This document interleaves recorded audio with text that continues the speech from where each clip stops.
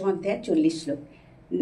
নস্তহস্তি মামো বিদিব্যানাং বিভূতিনাং পরন্তপ এষো তুদ্দেশত উপক্ত বিভূতে বিস্তার মহা। বলছেন, হে পরন্তপ, আমার অলৌকিক বিভূতির সীমা নাই, কেবল নামমাত্র সংক্ষেপে তোমার নিকট কীর্তন করিলাম।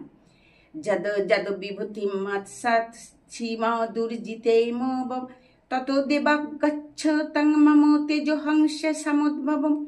বলছেন, হে সংসারে ঐশ্বর্য সমন্বিত সম্পত্তি বিশিষ্ট বলপ্রভাবাদী সম্পূর্ণ যে যে বস্তু আছে সেই সকলই আমার শক্তির অংশ সম্ভূত জানিবে।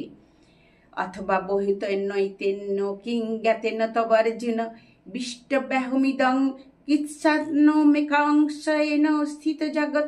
বলছেন, অথবা এই অর্জুন, এই সকল পৃথক পৃথক বহু বিষয় জানিবার প্রয়োজন কি? আমি আমার এক অংশ দ্বারা এই সমুদয় জগৎ ধারণ করিয়া অবস্থিত আছি।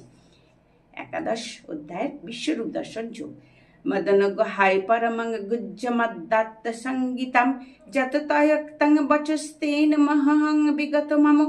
অর্জুন বলিলেন, আমার প্রতি অনুগ্রহার্থ পরম গোপনীয় আত্মানাত্ম বিবেক বিবিষয়ক যে বাক্য বলিলেন তাহাতে আমি হন্তা এরা বদ্ধ এরূপ মোহ বিনষ্ট হইল। ভবপায় হি ভূতানাং সুতো বিস্তরস্য মহা তত্ত কমলপত্রাক্ষ মহাদমপি চাপয়ম। বলছেন, হে পদ্মর পলাশ লোচন, আমি তোমার নিকট হইতে ভূতগণের উৎপত্তি বিনাশ তোমার অক্ষয় মাহাত্ম বারংবার শ্রবণ করিলাম। তমাত্মনাং পরমেশ্বর দুষ্টমিচ্ছামি তে রূপমৈশ্বরং পুরুষোত্তম। হে পরমেশ্বর, তুমি স্বীয় স্বরূপ সম্বন্ধে যা বলিলে তাহা এরূপ বটে, তথাপি এই পুরুষোত্তম আমি তোমার ঐশ্বরিক রূপ দর্শন করিতে ইচ্ছা করি।